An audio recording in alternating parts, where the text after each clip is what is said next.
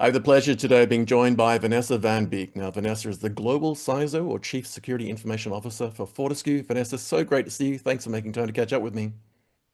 Thanks, Des. Great to be here. So for audience tuned in, just quickly to outline what we're going to be doing today, we're going to have a quick chat about Vanessa's background, her career path, her exciting new role at Fortescue. We're going to be talking about BeerOps and the event and Vanessa's participation in that as a panelist. We're going to be looking at some of the ways to get the most out of the event and a whole range of other exciting things. Vannessa, I wonder if you could maybe just kick us off with a 30,000 foot overview of Fortescue, the company, and then we'll sort of come back into your career role and path if we can. Sure, Fortescue is an Australian global organisation. It's about 22 years old. It's been primarily a mining organisation in the Pilbara of Western Australia, and it's now extended its operations to look at energy and new technology. So a very innovative organisation, and one of the first organisations to really pioneer the idea of decarbonisation and net zero. Fantastic. And there's nothing more pressing than that this time of our little old planet's lifetime. And you've had an amazing career path. I know you started out studying law and got an amazing degree there, and you've had some great roles, which I'll get you to outline in a moment. And doing my homework on you and just looking at your LinkedIn profile, I highly advise our audience to do exactly that. And Vanessa's LinkedIn profile is something to aspire to. The number of awards and competitions and speaker engagements and so forth you've done is just mind-boggling, and congratulations on all of those. But there are two in particular that really jumped out at me of late. The Cybersecurity Champion Award for Australian Women in Security last year. Congratulations on that. That was an amazing outcome. And the winner of the CSO 2024 Leadership Award, you got first place. And I'd love to delve into that in a little bit more. But I wonder if you could walk us through sort of your career path and kind of where you started out and what sort of inspired you to go down the various routes you went to, and then to get to this exciting role that I think you've been in for about 4 months now, and congratulations on that. Walk us through your career path, and I'd love to sort of delve into some of the details of along that journey.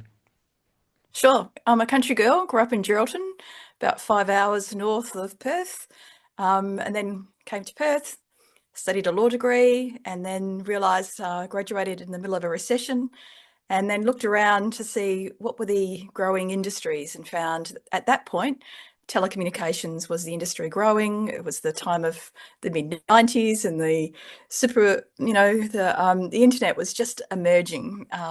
So the promise was to join an organisation that would connect people to the information superhighway.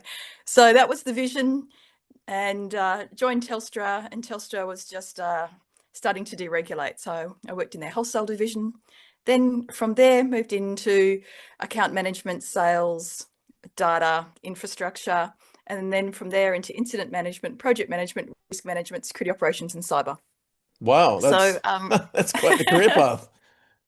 It's yeah. it seems like a natural progression there. I mean, there are a number of things there where I completely relate to in that, you start out in either a business or technology role, and then you go through various roles to sort of gain experience and knowledge, and whether it's a technology element, whether it's operations or business, and then you get to the point where you then start working on delivery, as you said, and like you, I think we were speaking off camera.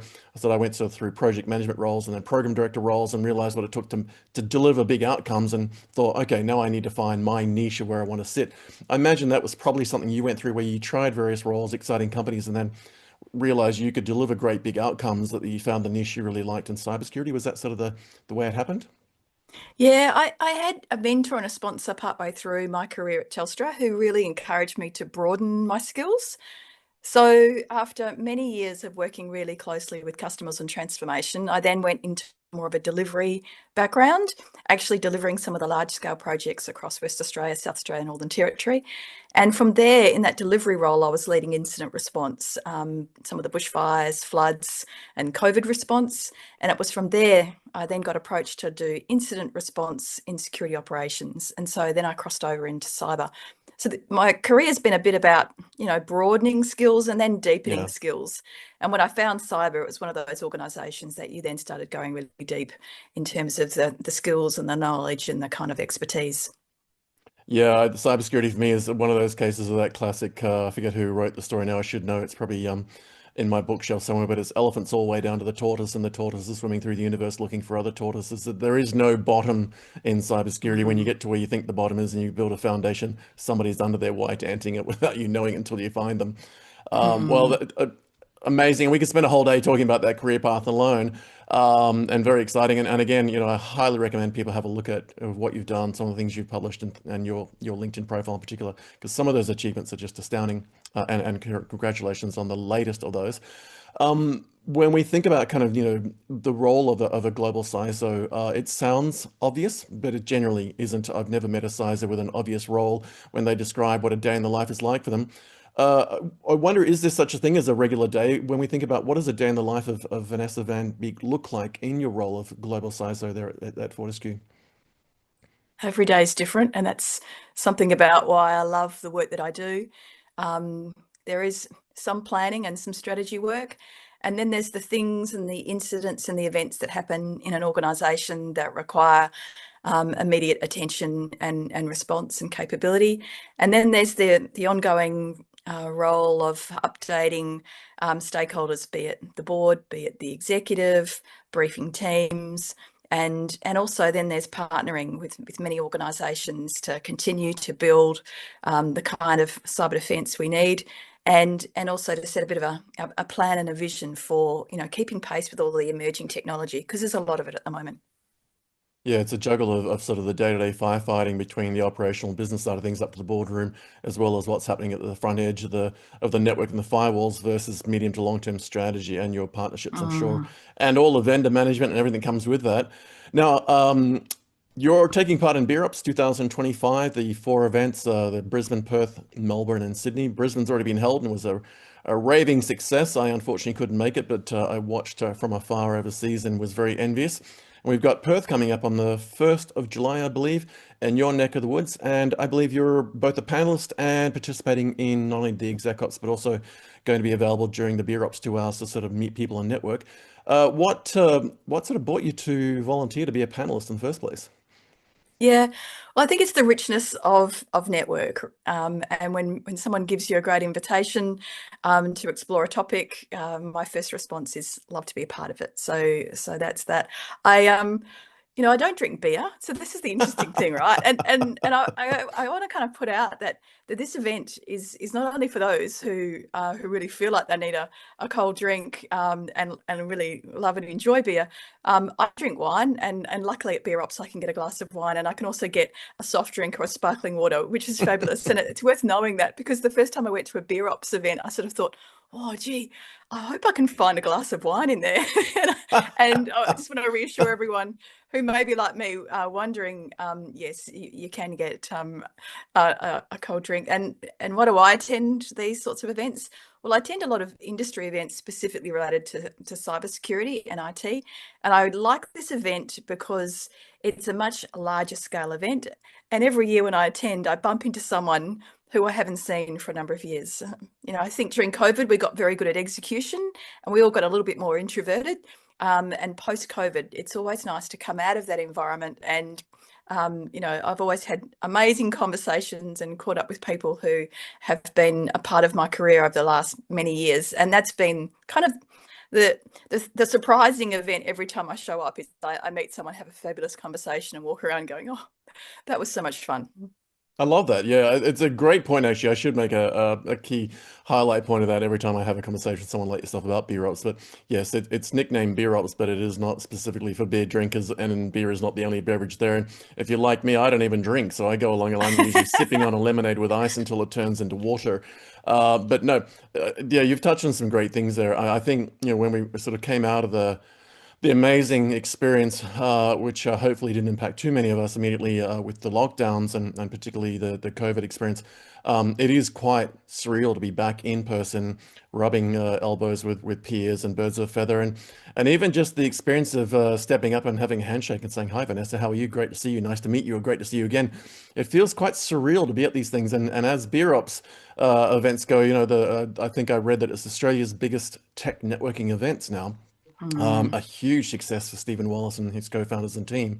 Yeah, it is an exciting opportunity to get together and not only meet peers, but also meet other people. I think one of the big things for me is the sort of the if I'll call it inclusivity, because I think there's a diversity, equality, or equity and inclusivity element from DEI, but it's also inclusivity from the point of different age groups, different age brackets, roles, responsibilities, industries, and everyone seems to come with no attitude, no ego, just kind of lets their hair down, if you'll pardon that pun, and just say, hi, who are you, what do you do, or good to see you again, Mm. which I think we really do need, particularly in this part of the industry where there's so much pressure, so much heavyweight to be lifted, particularly in your space with cybersecurity, to be able to get out and just, let a head down, relax, take a deep breath, meet some interesting people, have great conversations. And who knows, they open up new doors and new opportunities.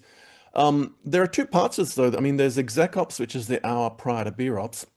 And this year, ExecOps is focused around a panel format, and you're taking part in that. I actually had the opportunity to introduce the wonderful Hannah McKelvey, who's the Cybersecurity Innovation General Manager at Telstra, who I suspect you probably know well, Mm. and mentioned you by name, but you're featured as a panelist. I wonder if you could maybe, without giving too much away, give us an outline of kind of, what you'll be looking to share at the event. And I know there's a big focus on not just cybersecurity, but also the impact of AI and data protection and privacy and so forth. What are some of the things that attendees could potentially look forward to with regard to what you'll be talking about on the panel? Yeah. So you've mentioned a couple of my favorite things and just in that sentence. So my great passion is the intersection of AI and cybersecurity. So I've been exploring that, applying it in a number of different roles that I've done. So we're using AI within our security operations to keep pace with the pace of attacks that we're defending. And we're also looking at securing AI models that are being built inside Fortescue. And both of those are really challenging and interesting projects that keep me learning and growing as a professional. And I think the whole journey into AI happened at such speed. 3 months to 100 million users. The feeling for me was one of whiplash. How can I keep pace with this new technology? Employees are adopting it faster than organisations are able to navigate and implement policy around. So how do I kind of keep close to the organisation? And in little pockets where we see lots of shadow AI emerging, we also see lots of innovation emerging. So rather than kind of put hard controls down, kind of explore and be curious about how is it being used and what's the minimum amount of guardrails we can apply in order to allow the innovation and the acceleration and the idea creation to continue. I like that. Yes, I imagine. I mean, Fortescue as an organization with your technology element, with your, I guess, out in the field work, discovering new opportunities to extract resources, and then the journey that those resources go through, and all those elements, and then the governance and compliance and regulation, but at state level and federal level, and then globally. And I'm sure you have to comply with the likes of GDPR and a whole bunch of stuff in Mhm. America, and potentially live in an IRAP space, IRAP 4 space if you're dealing with government. There's that to be taken in, and then someone comes in with sort of, I like the idea that you mentioned that it's like another shadow IT experience, because I remember the Salesforce emergence, and all of a sudden, Mhm. everybody with a credit card could put a CRM in place, and then all of a sudden cloud and data storage, and it caught us all off guard. And then it sort of had that second wave of sort of cloud computing where everything became software as a service. And again, that sort of IT, shadow IT, and then cloud and everything else that came along with it sort of happened to organizations. And I think for me, as you mentioned, AI has happened to organizations. They haven't had time to catch their breath and develop even an AI Mhm. strategy, let alone a roadmap or a plan or activities to manage that. Mhm. And now that Google Workspace has Gemini integrated by default and you can't turn it off, and Office 365 has Copilot built in by default, I don't think a lot of organizations know that you cannot possibly be GDPR compliant with that thing running on your desktop, but you can't remove it. So what do you do? It's going to be an interesting Mhm. time. So hopefully I'll be there in person for the panel event. I'm desperately trying to reorganize my schedule to be in the country to come and join you. The second part of the event, and I'm really, really looking forward to seeing how that panel event goes. And congratulations on stepping forward to be part of that. I think it's really important that folk like yourself do invest that time and effort, potentially for no gain to yourself, to kind of act in those leadership roles as you do in your career path, but also socially. The second part of BeerOps is sort of that second hour of you've got ExecOps for an hour in the front with a panel event, and you've got BeerOps. You potentially got 5, 6, 700 odd people in a room. They're mingling around, networking. But I often like to ask my guests, such as yourself, what should people do when they're planning to be an attendee at these events? If I've registered and come along, got one of the great free tickets, what do you advise people to do in sort of homework and background to prepare for these events? Because when you're in the room, it can be, a very intense experience with hundreds and hundreds of people running around and a little overwhelming, not knowing who to approach and what to look for and which vendor to speak to. What sort of things do you think people should be doing in sort of their lead up to do some homework and background to best prepare to get the maximum out of the event on the night? Mm. Yeah, so what I do is I arrive. If I don't know someone immediately when I walk in, I generally go and have a chat to all of the sponsors and I warm up, and that gives me an opportunity to kind of scan the room and see who else is in the room, and we might pick up some swag on the way. But the sponsors are always very friendly, so that's kind of a safe place to kind of navigate around the room. And then by the time I've done that, I've generally kind of scanned the room and I've got a sense of who's where. And then my goal is to have one great conversation. So that's what I set out to do. I might connect with someone I know or someone I haven't seen for a while, or just someone I bump into, and I just lead with curiosity, to form and to establish one great connection. That's my goal when I go to these events. Generally, what unfolds is 3 or 4 connections, but my goal is always just to have one really great conversation, and that kind of sustains me. So, yeah. I love that. Yeah, I don't think a lot of people rush into these things and they've got LinkedIn, the app running on their phone with the QR, the quick response code scanner, and they're desperately trying to collect contacts. And I guess when you're a new entrant to the market, or if you're a uni student and you just want to build your network out, that is extremely valid and a thing to do. But Mm, yes, I think as you're sort of, as you're further down the road with your career path and you're looking for slightly more robust relationships, getting that one great relationship that comes out of it is a great piece of advice. I love that. I do love your idea of going and sort of tapping the vendors on the shoulder. I do a very similar cheat sheet thing where very early on as a young guy going to different computer shows around the place, I realized if I went and talked to a few vendors and just listened to what they're talking to, that gave me a little anecdote to then when I spoke to someone new going, oh, did you see so and so? And they've got this new release and this new thing. mm, And they go, oh, no, I haven't seen that yet. And there was an icebreaker where I had a little bit of an inside knowledge route, not so much as an ego mm. thing, but just as an icebreaker and going, yeah, I saw this vendor or that vendor. And they gave me a lot of material to work on to then sort of break the ice and get a conversation going and then develop that sort of rapport with people that I'd maybe had never met before. So I do love that idea. That's a great cheat sheet. I highly recommend everyone take up Vannessa's advice. Go talk to the sponsors, get a bit of an inside route what they're doing, and then get a little bit of an anecdote you can share with new people as to what you may or may not know about what the various sponsors and exhibitors have got on path. Um, Mm. for events like BeerOps, and I know you do a lot of events, you do a lot of keynoting, you do a lot of panelist activity, speaking, so forth. But at the other side of things, when we sort of think about what BeerOps brings to town, as it were, particularly at places like Brisbane and Perth and whatnot around the country, I see an opportunity to sort of open doors and create new routes to innovation. I'd love to get your thoughts on kind of why events like BeerOps are so good for the likes of innovation in regions such as Perth, what they make possible and what sort of avenues that sort of come out of that. Yeah. This is it, right? Opportunity happens at the edge. So your next opportunity happens at the very edge of your current network. So, and that's kind of terrifying at the same time as it's rewarding. So, the last 3 or 4 roles I've had have come as a result of being connected to people and people calling my name for a role, even though I didn't know it was advertised. So the power of that network is really, really important. And that's why I've paid attention to, recording what I do on LinkedIn. That's why I've paid attention to writing articles and things like that, because it's those kind of things that actually allow you to give things to other people as well, and also lead with knowledge. So yeah, that's been a couple of things that I do. But although it's, kind of almost a bit terrifying stepping into a room with so many people, I know the value of that by just showing up and being in the arena, and kind of just seeing what unfolds without trying to orchestrate it too much as well. There's great value in really nurturing that network for your own career, and also knowing who to reach out, who can help when you're trying to solve problems as well. That's really important, and to know who else has skills and knowledge and expertise that you might need to draw on as you problem solve as well. Yeah, I love that.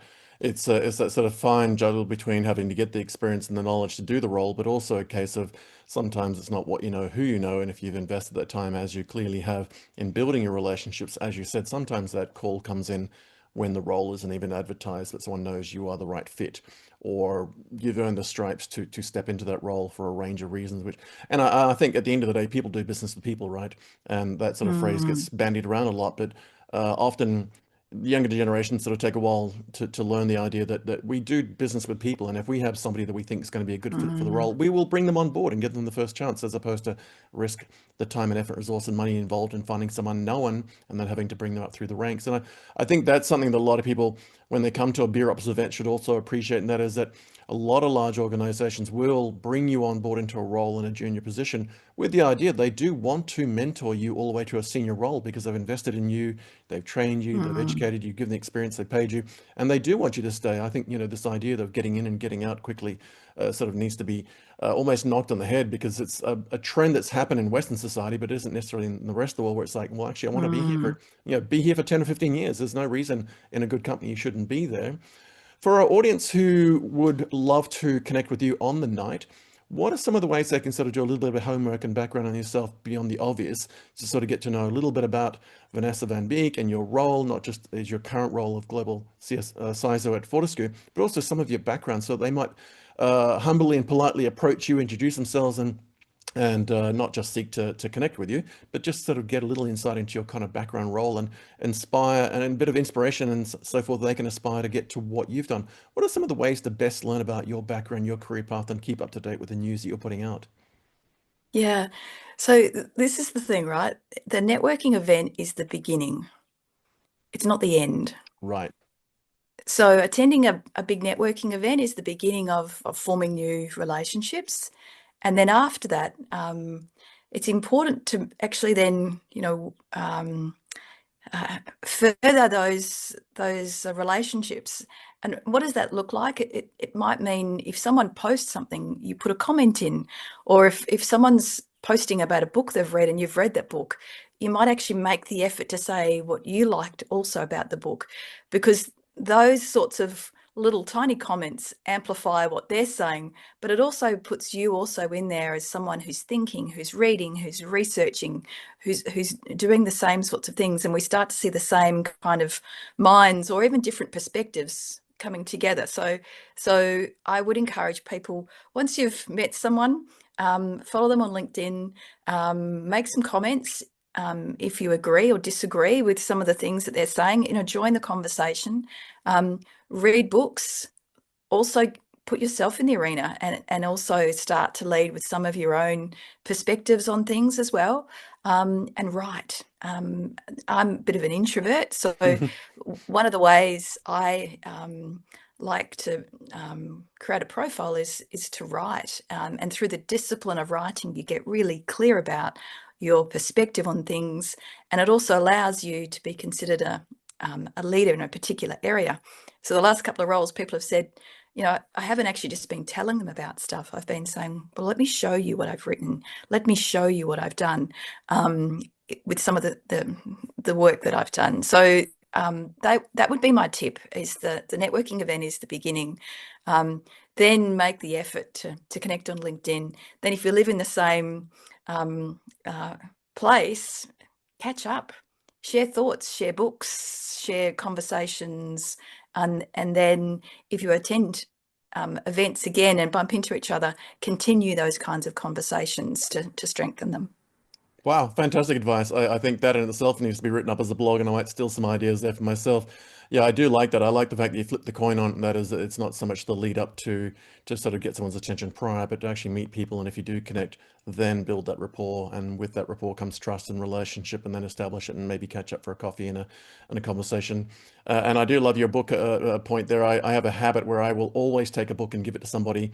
And ideally it's something I've read and it's something I think they will relate to, either directly in what they do in work or private life, or sometimes it's something that's completely out of their bailiwick where I just want to challenge and reading the feedback. It's actually one of the ways I used to get my homework done when I was studying. I would take something that I'd consumed and then I'd give 2 or 3 copies away as a gift, and I get people to give me their feedback, and then they would essentially do my homework for me, just Mm, summarize the mm, book. mm, But I do love that. I'll also, just to summarize, I loved your advice with regard to following people. I think there's often people are too early to reach out and ask for a connection if they don't necessarily know someone. And that's sometimes a little confronting, and that may get a no straight away as opposed to just click follow. That's extremely valid. Follow yourself, keep across what you're sharing very publicly, read your articles, read your blogs, look at what you're sharing. As you said, give it a like and a comment, and even sometimes just reshare it if it's applicable to your own network, and share your own thoughts. Because I know, if you, Vannessa, if you've written an article or post, and I have some sort of affinity or I agree or disagree, as you said, I can then reshare that, put my own comments and sort of, dovetail or piggyback off the back of your work and sort of share my thought leadership on it and get some feedback and so forth. And that also gives us cross-pollination because our networks then sort of cross mm. over and we get a mutual following. Vanessa, great advice, great input. Huge congratulations on your exciting new role there at Fortescue. Looking forward to the huge success that will be. Loved hearing some of your background from your original law degree through to what you've been doing over the last few years and so forth to get to where you are now. Big congratulations on the last couple of years in particular, but certainly years and years of awards and championship positions, and particularly the leadership award, first place in the CISO 30 that last year. That was amazing, very impressive. And can't wait to either see you in person on the panel at ExecOps, part of BeerOps. But if I'm not there in person, I will be definitely tuning into the recording on the YouTube channel that Stephen puts together. But and hopefully we'll have you back on the show again to do a post ExecOps BeerOps 2025 Perth event wrap up, just to get your take on it as well, if that's okay. But thank you so much for making time to catch up with me. It's been great to get to know you, get to know your insights and so forth, and your advice around the event. And for folk who've tuned in, we will have, wherever you see this, we'll have details and links to where you can follow Vannessa on LinkedIn, learn more about Fortescue, the organization, potentially aspire to work there with Vannessa, and certainly, of course, BeerOps, the event. We'll have links to their website, more details around the upcoming Perth event, and then subsequent events. Brisbane's already run. It was a huge success. And we'd like you to, follow, connect, comment, share, and more importantly, register for the upcoming Perth event at BeerOps. There's a 100% discount on the tickets right now. Just joking, they are always free. And as Vannessa said, it's not just beer. There is lemonade there. If you're like me, you don't drink, or if you're like Vannessa, you like a glass of wine, that will apply as well. You will get a great deal out of being at the event yourself personally. You'll meet amazing people like Vannessa. You'll have the opportunity to hear them speak and talk about key things like cybersecurity and AI, data protection, and so forth, and also the networking. Vannessa, thank you so much. It's been an absolute pleasure. Huge congratulations on all your successes so far. Look forward to that continuing for many decades. And congratulations on stepping forward and being such a champion for things like BeerOps. Really appreciate it. And we will look forward to having you back again soon. But in the meantime, safe travels and really appreciate your time. Wonderful. Thanks, Des. Absolute pleasure. Thanks, Vannessa.